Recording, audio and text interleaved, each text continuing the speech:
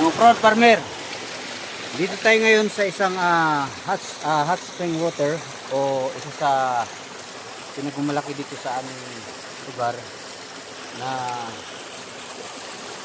natural spring water. Ayan o.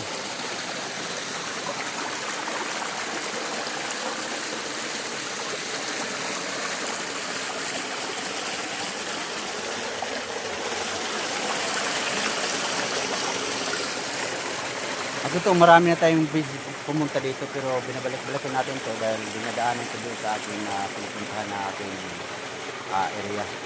So kaya naglas ako dito dumaan at dito na rin ako muna dahil talaga naman napaka sarap ng tubig.